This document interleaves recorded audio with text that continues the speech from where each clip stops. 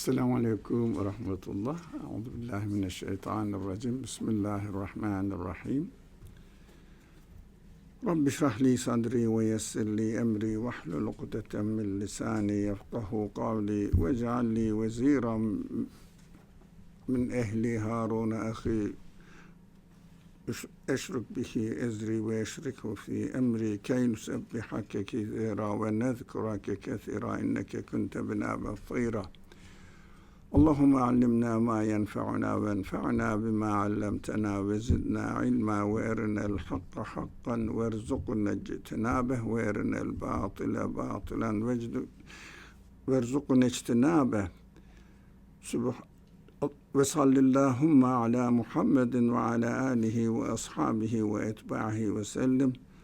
Rabbena gfir lena verhamna ve ente hayrul rahimin. Amin. Velhamdülillahi Rabbil alemin. Amin. Velhamdülillahi Rabbil alemin. Amin.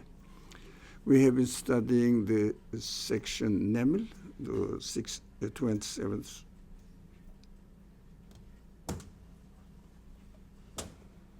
section of the Quran. 27 is not section Neml, just a minute. Olması lazım. So we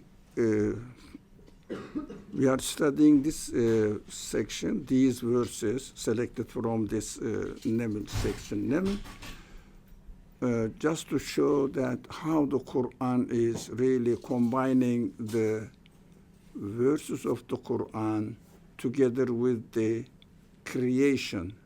Well, calling both sides, including even the miracles given to the Prophet, also under the same name, which is ayah in the Quran. Is ayah is repeated on many times, but this section especially really mixes them together so that you cannot really separate them. So we studied a couple of verses before. Today we are going to start, inshallah, with أَمَّنْ جَعَلَ الْأَرْضَ قَرَارًا وَجَعَلَ خِلَالَهَا أَنْهَارًا وَجَعَلَ لَهَا رَوَاسِيَ وَجَعَلَ بَيْنَ الْبَحْرَيْنِ حَاجِزًا أَإِلَٰهٌ مَعَ اللَّهِ بَلْ أَكْثَرُهُمْ لَا يَعْلَمُونَ. Now, last week also we made the point that Quran is encouraging us to ask questions about God, whether something else we can assign something else as a guide or see it as a God, or we cannot. So he says, okay, you have to question it. That is why he addresses human beings saying, who is it that made the earth a stable place to live? Who made it? Think about it, it means. Think about it, reflect on it. That is what the Quran is inviting us to do, for investigation, for questioning. That is why in Quranic teaching, we understand that first, having a doubt is quite human. And therefore questioning, but of course, where are we going to question? We cannot question the Quran leaving aside the creation. Why? Because Quran and the creation are integrated. Why? Because Quran claims to be the speech, the word of the Creator. So how can I confirm the Quran? That is what I keep repeating this to myself and to everyone. It is essential. Otherwise, how can we confirm that this is God's word? God is speaking. It is interesting. So Quran acknowledges it and said it is quite human. That's why I'm teaching you. You have to question, who is it? But question the creation first. Study the creation first. And then, somebody's hiding there. Come this way, well, let's be together. So, and then, after questioning, you will understand that the one who creates the universe must have some qualities. So come and listen to me now. And combine. You see that the one who speaks and guides human beings, the same one or not, well, so that you can see the correlation between them. And then understand that really what the description I am giving to you is the qualities of a being who can be the creator of the universe. And you will understand that, yes, in order to create this universe, you must have a creator who has these qualities. So you will see that my presentation of the definition of to be a God is confirmed what the universe is witnessing. My makers. I love this example, very practical and very reasonable, that we can be convinced about it. A machine and a user's handbook, user's guide. So when I look at the machine, I don't know how it really works, so I try, just a minute, oh, there is something here. A prophet comes with a guidebook and says, this guidebook is prepared and presented to me in order to give to you so that you can use the machine by following the guide and see if they correspond to each other. Then you will understand that this guide is prepared by the engineer of the computer. So if you feel that when I use the handbook, the guide, user's guide, oh, everything works smoothly. Oh, I'm sure, yeah. This guide is prepared by the one who made the engineer. But if there is a discrepancy, I say, it didn't work. Something is wrong. So, machine is in front of me, and I can see how it is really made perfectly. It seems to be functioning, but how can I explain that? What is it all about? And we said, no, we should. I repeat this example. I should never forget, I am a part of the machine. Now, this is just an analogy. Analogies cannot be 100% perfect. Analogies are only to make comparison. There is a difference between the machine and the handbook, isn't it? Yeah, one of them is machine working. The other one is just written text. So universe is the working machine. Written text is the revelation that the prophets receive and say, this is an handbook of the universe, including yourself, because you are a part of the universe, a guide how to use yourself, how to use the universe, so that there will be no contradiction between you, your feelings, your qualities, and the qualities of the universe. They must correspond to each other, compatible with each other, and work perfectly.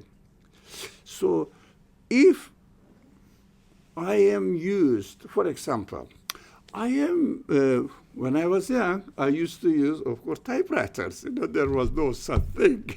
So typewriters. So I am used to, look, this is very important, my friends. I am used to using the typewriter. Do you remember this? I don't know how it said. Hold the lever and push it there, and time can. So if I try to use the keyboard of the machine in the same way, what happens? There is no lever, but there is a mouse. So I have to do it something different. I have to adapt myself to the conditions of the reality of the universe. But my accustomed way, I think this is an essential matter. So in my society, in my family culture, custom, I am using in this way the machine. Problem is there. Especially if we are in a society, some corrupt human morality became normalized.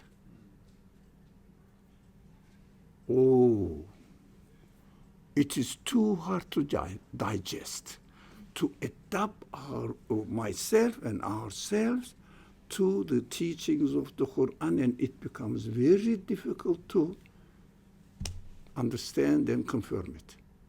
So, what should be done? What should be done? First of all, we have to be open-minded. Not everything that I have learned and inherited from the society to be thrown away and dumped away into the trash can. But at the same time, not everything must be taken as a criterion for me. That is why Quran says, use your human feelings in this way. Use my creation in this way. Therefore, you will be very confident in your life.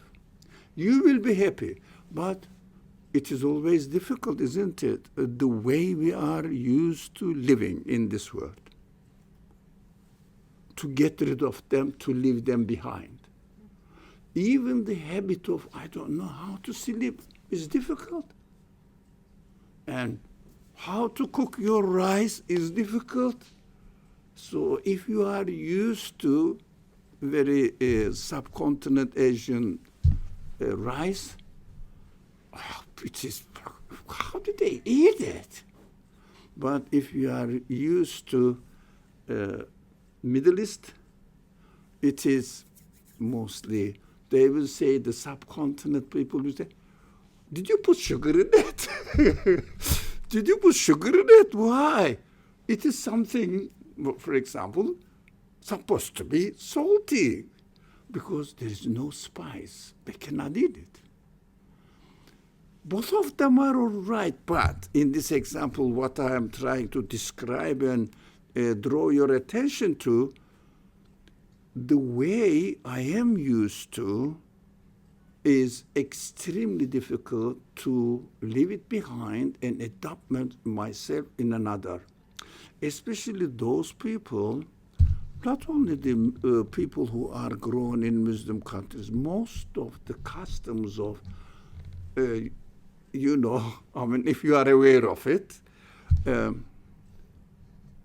not really, although people are Muslim, but mostly mixed up with their local culture, habit. This is even more difficult. Why? To get to leave it behind and change it. Why? Because we are Muslims, alhamdulillah. We eat very hot food with Bismillah. On the other hand, very sweet food, Middle Eastern food, again Bismillah. So what's wrong with it? No. It is very difficult for Muslims who are grown up in a Muslim culture, or not culture, in a Muslim culture. I'm not saying, be careful, Islamic tradition, prophetic tradition. No. Muslim country tradition. If you go to Turkey, they have another world. If you go to Arabian world, that is completely different. Iranians in other matter, and subcontinent Asian countries completely different. So North African people in another story. Habits are mixed, but some definitely may be quite a lot of common points. But when it comes to details, then they start finding it very difficult because it is already legitimized. Why? Because it is mixed up with Islamic culture, Islamic customs. Those people who come from Muslim countries and living in the United States for a long time, they will see different cultures are really, everybody is colored with their culture. In fact, is there anything wrong with the culture? No. But if there is a good element in it or bad element in it, wrong elements are mixed up with it, especially family habits, it is extremely difficult to leave it behind. Because they take it for granted that we are Muslims, what we are doing is Islamic. So it is extremely difficult to leave them behind and change it. But those people who join Islam, coming from a non-Muslim background, they say, okay, this is a different word now. I am swimming in a different world now. So rather than salt water or now sweet water or really, how they say, fresh water, not sea water. So I have to adapt myself. Salt water lifts you up, but sweet water needs more effort. So different conditions. They are already ready to see and to access in another culture, in another way of life. That is what it is. It may be easy for them, although to change the habits takes time, definitely. Anyways, that is what took the discussion away from it. But questioning what I am doing, whether the revelation or the prophetic message is correct or not, is encouraged by the Quran itself in a challenging way. In a challenging way. How? We will read it. Who is that? Who is it that made the earth a stable place to live? Who made rivers flow through it? Now, arrangement. Deliberate arrangement. What does it mean? Conscious arrangement. Who set immovable mountains on it and created a barrier between the fresh and salted water? Who is arranging all this order? Creating within this order. Don't you think that the one who is doing it must be a conscious being, knowing who are going to use it? Conscious being. Is there any sign of consciousness in matter? Knowledge in matter? Preparing the creation for the future so that everything will be arranged accordingly so that it will be appropriate for inhabitants, for living beings. Who arranged it? Especially we have to pay attention. Everything arranged not only for according to adaptable to my physical needs, but also to my feelings. There are two questions there. One is, how can I explain the existence of my feelings? I keep saying that I don't like this. Oh, for example, something is going on nowadays. Every week there is another story, so don't worry about it. Today this, tomorrow another, continue like this. The world must have some change. Otherwise, stable life will let people think. It's very bad. So keep them busy. Media, the function of media is keeping the people busy. So I know what is going on in the world, although he doesn't know, he or she doesn't know what is going on in the life of his very close neighbor, maybe member of his families.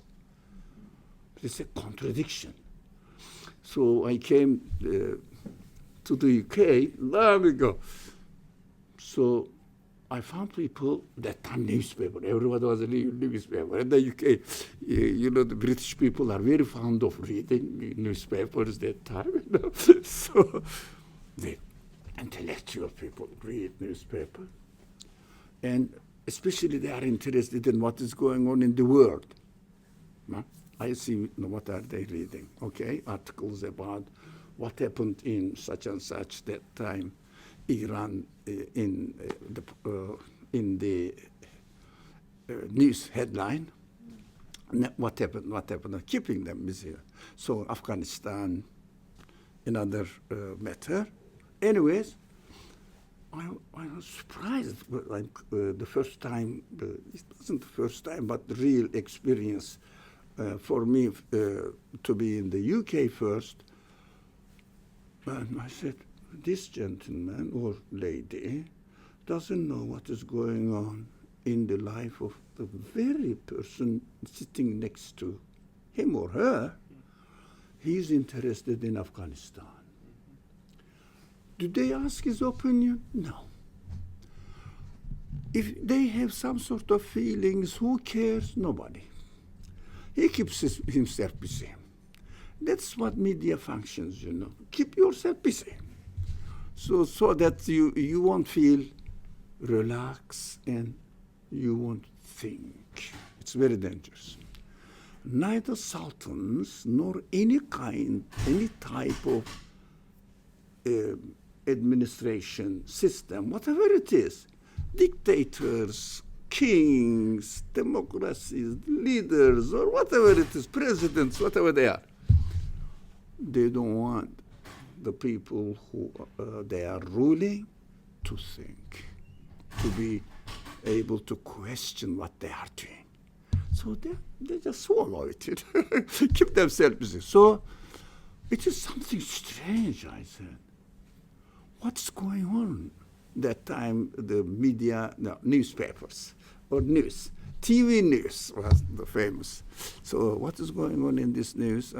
I started questioning. My topic was also sociology of religion. So I was trying to understand the social structure of a society and the religious elements. Whether religion doesn't mean only Christianity, Judaism, Islam, and Buddhism.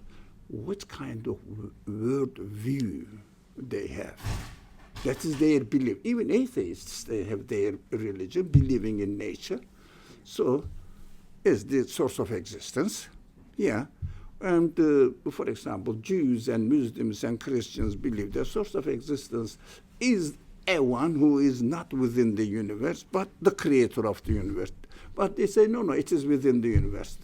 That is their belief. That is the people's belief in a God, in God, or in some sort of definition of God they have for themselves. So we understand that this universe needs a creator, a source of existence, who must have what?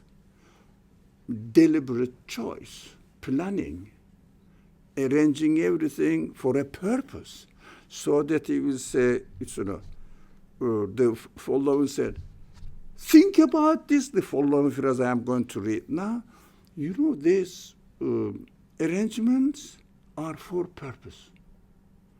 For a purpose, you know that. So look at the valleys, look at the mountains, high mountains. On high mountains, it doesn't really rain, but snow. Why? People need water in summer. So the snow will melt. slowly. It is cold, but under the sun. Under it, if you follow it, when the snow hills on the street that the people push away, and then they last longer than normal place. Why? The heat and there is arranged perfectly. I cannot explain, but there is arranged perfectly. This is a deliberate preparation. It cannot be just explained away, simply saying that accidental development that is just happening something by themselves. It cannot be in this way. So we have to understand that after looking at the qualities manifested in the creation, and then the essential and repeated question comes here. It's a beautiful, actually, I love the expression, ilahun ma'allah. It's very sweet, very sweet. Could there be any divine ilah, God, beside the creator of God? Could there be anything which has divine qualities within the universe? Is very open question. So, but ilahun ma'allah bel ekseruhum la ya'lamun. This no is not the answer, by the way. That is the translation of bel. Whatever the way you explain is not acceptable, think about it, but I am telling you, most of them don't know. Because in order to know, what do you have to do? In order to learn, what do you have to do? You have to study. You have to listen. You have to read. So see what the previous generations have already discovered. You have to do that. But as a result of ignorance, you just follow the culture blindly. You become a piece in the flow of the society without, unfortunately, I really admire, not confess. Unfortunately, we don't go through this stage, but those people who investigate and decide, no, this is wrong. No, this is right. Oh, let me decide. Let me reflect on it. Let me investigate it. They are the best people to me. But born Muslims are, that is something there. Why is it a problem? Let's make a little bit sociological analysis. I love it. I love to see the reality. China is following the Buddhism for how many years? Centuries. How many? Do you know at all? 3, 4, 5,000? I don't know. This tradition is going on, and people still Buddhist. Or nothing to do with religion. No, okay. All right, Muslim countries come to Christians, the same, isn't it? For example, let's say France. The French people are following some sort of Catholicism nowadays. Who cares about it?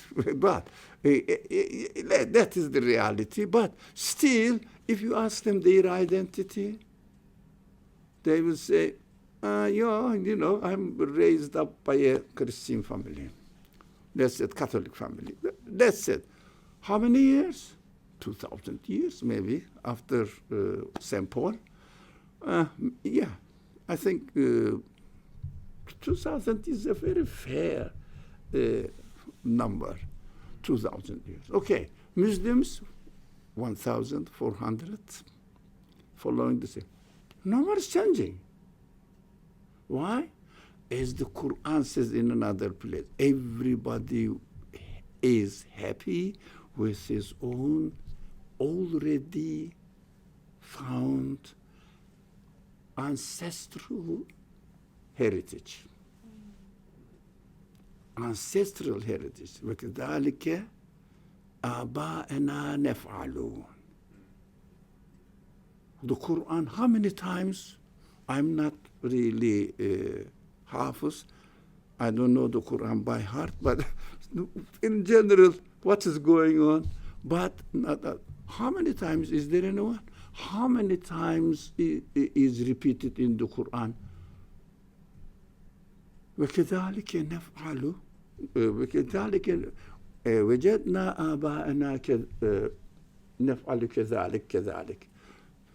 The only rejection they raise against the prophets is this: we found our ancestors following this way. Yours is a new thing. This is our culture. Yours is a new thing. So who is claiming this?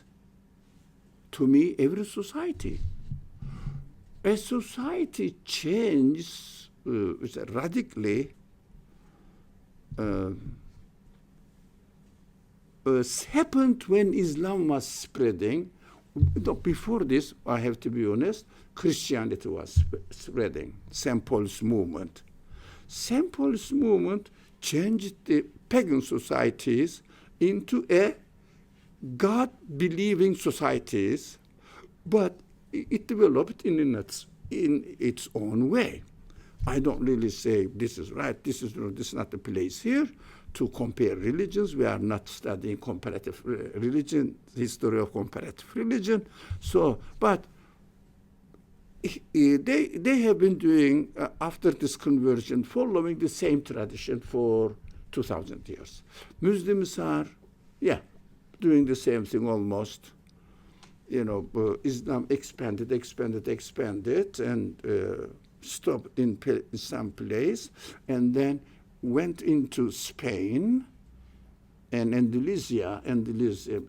Emperor was established there. They were Muslims, so they were pushed, executed, or it was executions, or that how is it called? Inquisition. What? Inquisition. Inquisition happened. They were killed. They were forced. They were just sent to exile. It's horrible, horrible. Maybe 100 times worse than Holocaust. No one mentions it. Isn't that a bit strange? So no one mentions it.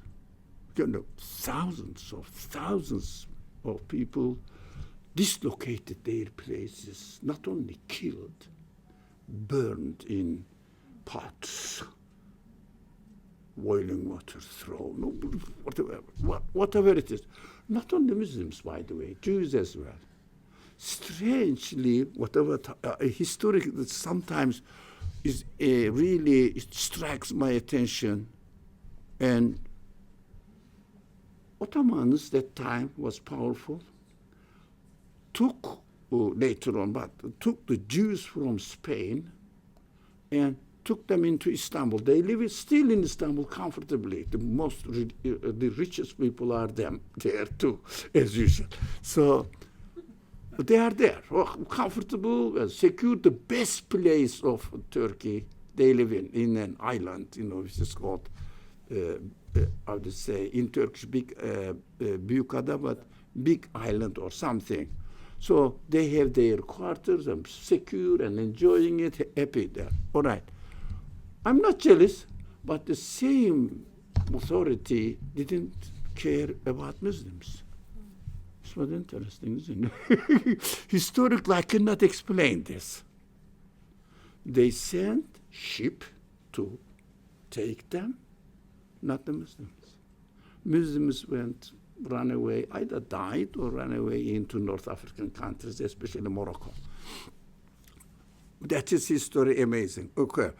Today I'm going this way or this way, interesting subjects that I feel comfortable when I feel the audience who understand me, who said I go into it, dive into deep. So, okay. This question is repeated many times, but we have to be careful. Muslims and non-Muslims, coming from Muslim or non-Muslim background, regardless, we have to question that whoever says, I am a Muslim because that is, I was born in a Muslim country and raised up by a Muslim, Quran rejects it. But my parents are Muslim. And the same thing is claimed by Christians. I am Christian, but why? My parents are Christian. They are right. Jesus will save us. And Jews say, well, of course, it is beyond doubt. We are chosen children of God. Christians say one child, they have children. So I don't know what is going on there. So all of them are interesting cases. So it is not a legitimate way of defining that Islam is the right religion. Huh? Okay, I believe in the Quran, and that is my tradition. I'm very happy with it. Who says Buddhism is a bad religion, but my parents are following it? That is why I am a Buddhist, but religion is bad. Who said that? Have you ever seen any Buddhist claiming this? We have to come to our senses.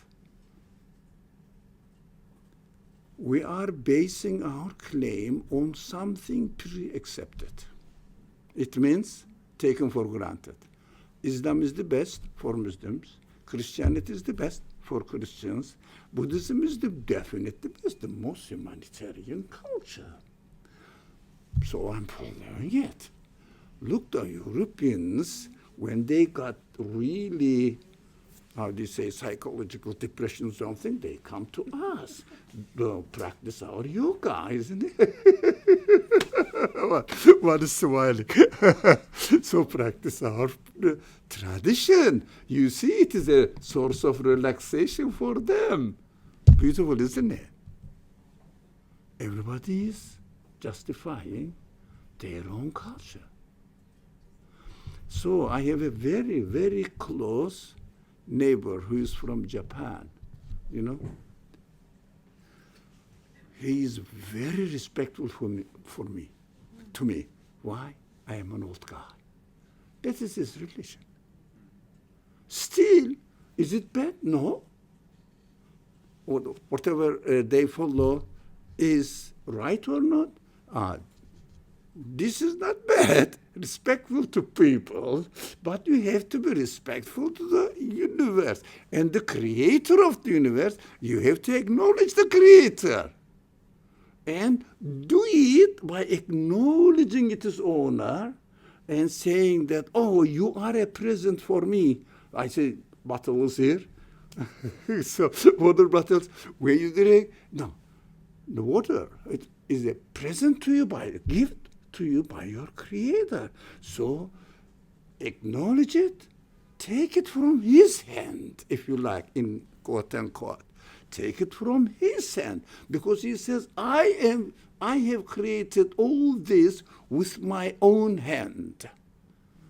Do you remember this verse? Anyone? أَوَلَمْ يَرَوْا أَنَّا خَلَقْنَا لَهُمْ أَوَلَمْ يَرَوْا أَنَّا خَلَقْنَا لَهُمْ بِأَيْدِينَا. That is, I know this verse by memory. When I think about it, I can't. That is my weak point. So, with my own hand, I created the animals for you to ride on them, to benefit from their everything, skin, hair, meat, or whatever, everything, bones for the fertilizer factories, plants, everything is useful for a human being. How can we not really take all this from his hand? You understand? His hand means direct creation, no intermediaries. It means direct creation. If you know the Islamic history of scholarship, they discussed about anything. I studied those things. Okay, I said enough. Thank you very much. It means directly created by him without any intermediary. This is what I made with my own hand. Come on, enjoy the salad I made. Yeah? It means I didn't ask anybody to help me, or I didn't buy it ready. No, I made it myself. Now that is what the Creator is saying. So we will see, did the Creator, has the Creator prepared water for us with his own hand? Question it. Take it from his hand. Not only do something, yes, very humanly approvable and necessary, but still the real humanity to acknowledge the owner of his own existence. I don't really explain away my existence by attributing it to my parents only. They were just really helpful people, compassionate people. I have to respect them. I have to be respectful to them. But at the same time, they themselves and myself are created by the direct act of the Creator. By his hand is symbolically explained in the Quran.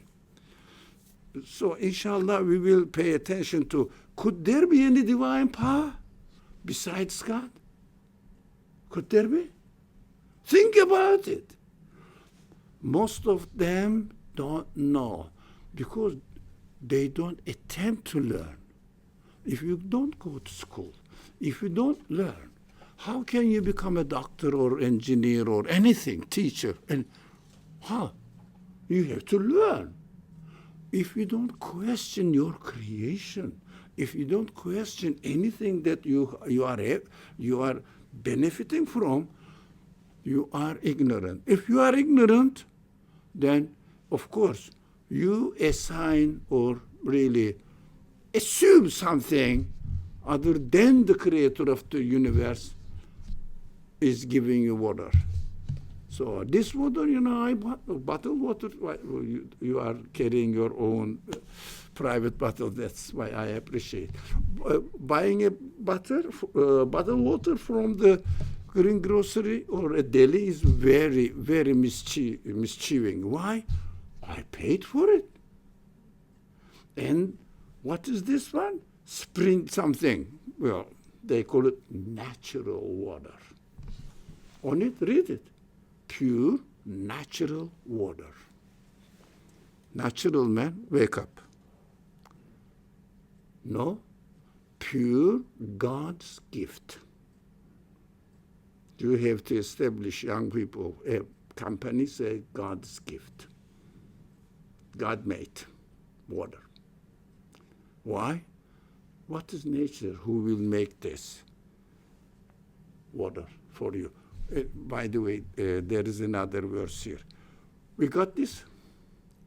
We understood. I keep repeating this, but that is the purpose of studying this verse. I'm not studying the verse from grammatic perspective, rhetoric perspective. No. That's not my speciality. A little bit I read here and there, but my specialty is, what is it to do with me now? Everything is. Because Quran claims to be the speech of the Creator, i.e. me, and addressing to me ever present, ever fresh. This is what it claims. If you claim so, I must be able to read you, I'm speaking to the Quran now, as speaking to me, educating me, training me, teaching me what I need in order to have a very pleasant life in this century in New York That is my function. So it must make sense to me. It must be applicable to me. I cannot read the Quran telling the stories of old people, old nations, how they were arrogant against the prophets, how they are really punished by God severely. No, what does it mean for me now? I don't see anything like that. On the contrary, non-believers are really harassing the believers. What's going on? But what the Quran said, no, it should not have anything to do with it, as far as I am concerned. But is it telling me an imagination? No, it happened. It is the historical event. So as if talking to me how? Let's not go to the wonderful another verse here, but concentrate it, and let us come to the end now. Now, your father comes, or mother comes. Come, my son or my daughter. Let's have a cup of coffee together. All right, come. While you are having it, you know what time? When I was around your age, maybe a little bit younger, starts telling his life story. There was a guy, my friend, we met each other in school, right? And he used to do this, I used to follow him, and I did realize, something horrible happened to us, and it was a very, very bad experience. I said, if only somebody had told me before. But I got some bad habits from him. Now I am something, drug addicted. What does it mean? Oh, my son, I'm seeing you that you are getting involved in drug business. You will be very sorry. But if this son says, oh, my father, who was this guy? What was his name? And then his name is Pharaoh. Example. Pharaoh. Where was he living? He was in Egypt. Was it a powerful man? Yeah, he was a powerful man. Tell all the story. And the father will say, okay, this guy is stupid. I shouldn't waste my breath. And I shouldn't speak to him anymore. Quran's prophetic stories consists of a third of the Quran. Did you notice that? If it is surprising, if not the stories now, real events lived in the life of the Prophet himself, and the Quran accompanied this life and gave guidance, a practical, applicable to human life guidance, they are also narrated in the Quran, because contemporaries of the Prophet has experienced it. It's really true. Whatever it says, it is really happening out there. But it is narrated to me as well. If you include all this, especially this 9th Tawbah and Anfal and Ali Imran and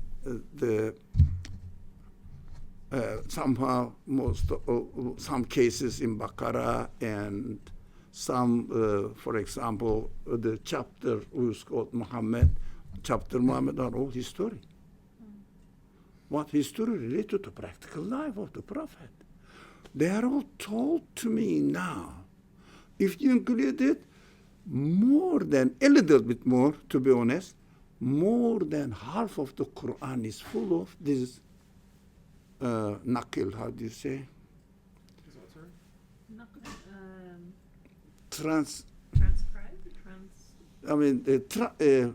Telling the story of the past time, like an oratory? Stories about not the stories, telling us these events. So it is very important to understand that if the Quran is not to be read in order to understand within my own real life conditions, half of the Quran is dumped into trash can. Irrelevant. What shall I do? Directly relate them into my life.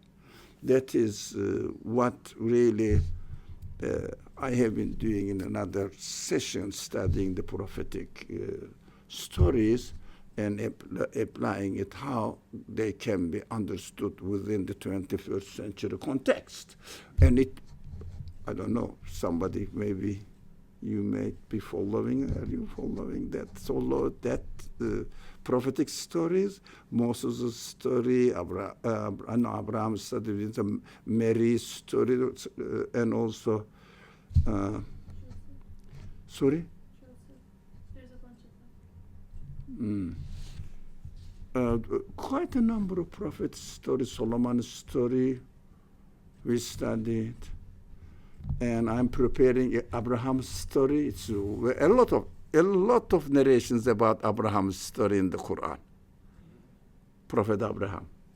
So anyways, I'm just preparing it now for on an occasion. I studied before, so that I'm ready.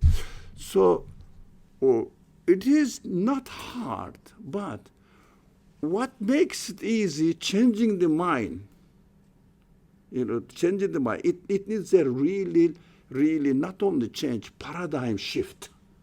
Like a Newtonian way of understanding the universe coming into quantum way of understanding the universe. Completely contradictory, seemingly. So, but it is fundamentally the same thing. But of course, although it seems contradictory, if I say no. Definition of the Quran makes it necessary for me that I have to read them for now as a guide for my now. My life journey needs this. Now, I have to use my universe and your speech as my user's manual, user's guide. So it must be applicable to my universe, which is very reasonable. When you feel comfortable about it, that the Quran must be read in this way, you can do it easily. Alhamdulillah.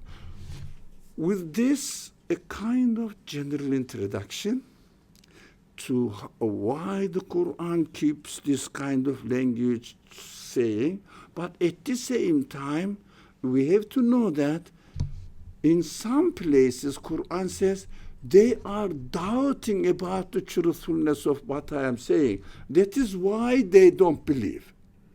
But we have to again understand, be careful, it's a very, very sensitive subject. If only you need the history of commentaries on the Quran, you will really appreciate it, which I am very thankful understanding this, realizing this. So when we read it, they are doubting means they take their guard and said, shall I listen to this man, the prophet, or not? So they are doubting whether this man is saying true or not without questioning. So, any doubt, as the Quran says, who is it that made the earth a stable place to you to live, for you to live? Who is it that? Isn't that answering a doubt? Isn't that an answering a doubt? If it was sure, he would say, you are absolutely sure that I am the one who made the earth a stable place for you. But you said, who is it that? It means think about it and get out of your doubts. But investigation is necessary. So without doubt, we cannot get engaged into investigation. It is necessary. Without questioning, you don't have the answer. You don't appreciate the answer. For example, if you don't wonder why I'm wearing this, yeah? You don't wonder, you don't really question that. I come and said, Brother Khalid, I am wearing this for this purpose. You say, what is the point? Come on, stupid man. What are you talking about?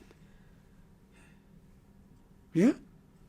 If you don't question, my mantra is no question, no answer.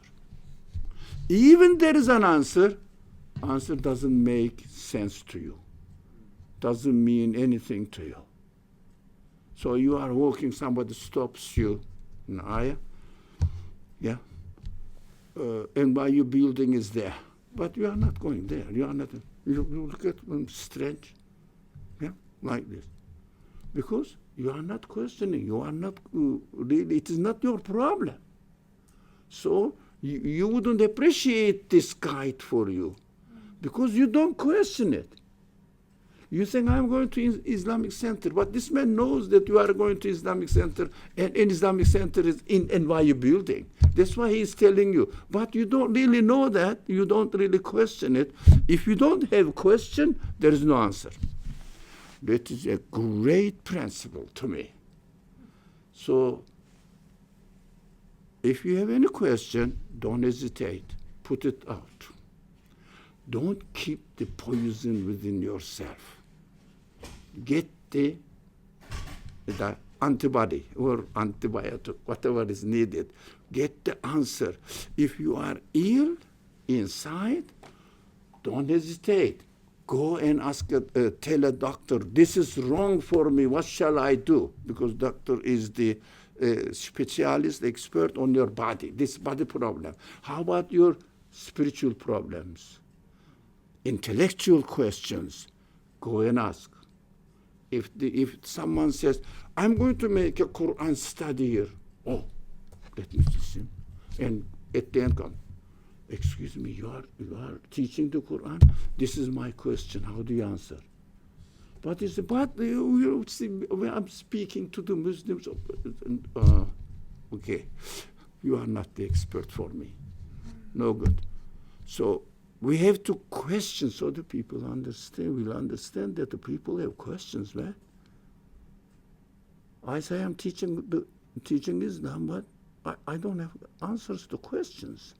Questioning the legitimacy of the religion of Islam, I'm not ready for it. So they will need to investigate. That is their profession. So that is enough. Wassalamu alaikum wa rahmatullah. Today, lots of digressions. Excuse me for this, but I apologize if I waste your time. No. There's a comment. Let me see. Not a comment. The transmission. Thank you. I think, who wrote it? Farah. Thank you, Farah. She is one of the person who's studying Islamic studies and doing PhD on it. So you must be ready, Farah, to answer the questions. That is why you should study Islamic studies, inshallah. Wassalamu alaikum. Bismillah ar-Rahman ar-Rahim. Subhanaka la ilma lana illa ma 'allamtana innaka antal alimul hakim. Wa akhiru da'wahum alhamdulillahi rabbil alamin. I appreciate your patience and would like to see next Tuesday, inshallah, at 6 p.m. Isha prayer will be earlier, so most probably we will start at 6 p.m. Inshallah next Tuesday. Wassalamu alaikum wa rahmatullah. Thank you.